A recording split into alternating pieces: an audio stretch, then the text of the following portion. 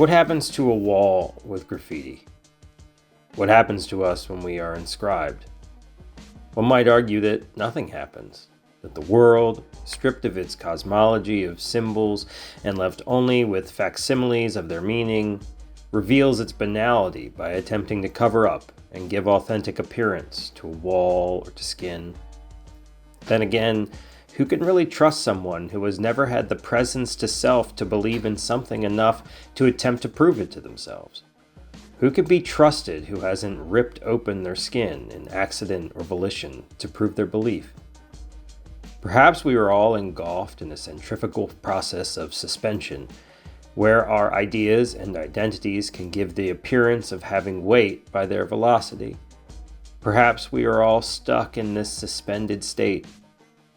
All this makes us wonder how one can even ever truly receive or perform a metamorphosis without the ability to hold an identity or a meaning in our hands and truly manipulate it. Take the medieval flagellant, for example. Through true belief, through a sort of complete cosmology of the world, there is the possibility for rejection and change. Because it is not a compendium of ideas, identities, and belief. It in fact can only be exchanged for a new totality, from the church to the millennium. But us now, how can we change?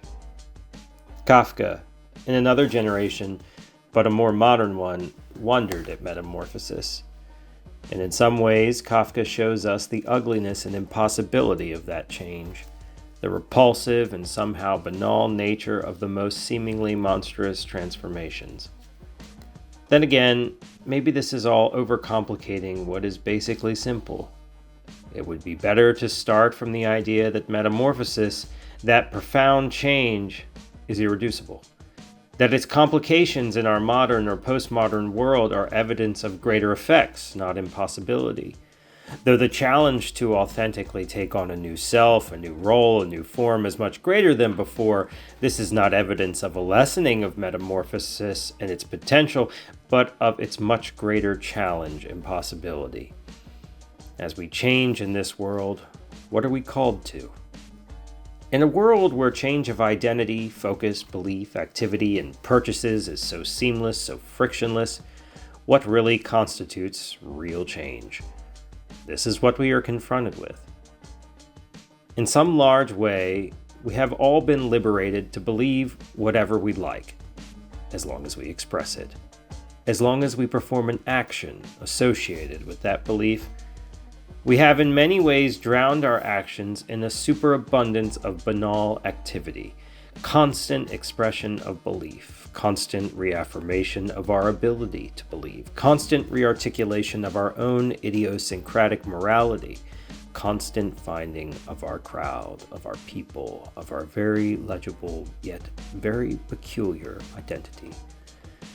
So then, metamorphosis cannot be simply a new emotivist challenge to the world, a new affirmation of believing in something, since believing in something is the general requirement for conscription in reality.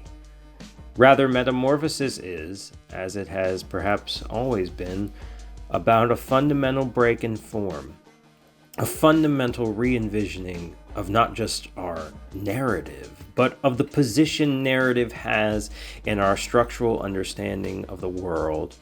A change not in belief or ideology, but in the very structure of those modalities in our lives. Ironically, metamorphosis is both the apotheosis and the nadir of means and ends. There is no metamorphosis without a before and after, and there is no metamorphosis without a becoming which annihilates the pretense of means and ends. Can we volitionally attempt to become something new? As individuals, so called, as a species, so called, as a being, so understood? We must remain doubtful that we can truly change. We must cultivate this doubt because it is a protective against the disenchantment of metamorphosis. And if metamorphosis loses its ability to enchant us, to seduce us, to surprise us with its ineffable occurrence, then it will become another banal widget, another modernist or arcane myth with which we become immune. in its overabundance. Let us not make metamorphosis a feedlot antibiotic, quickly transforming our identities in a procession of conformity and delusion.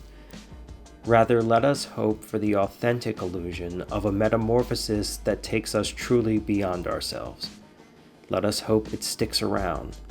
Let us hope that there are still events and moments in our lives where there is a before and after, moments both irreducible and indelible.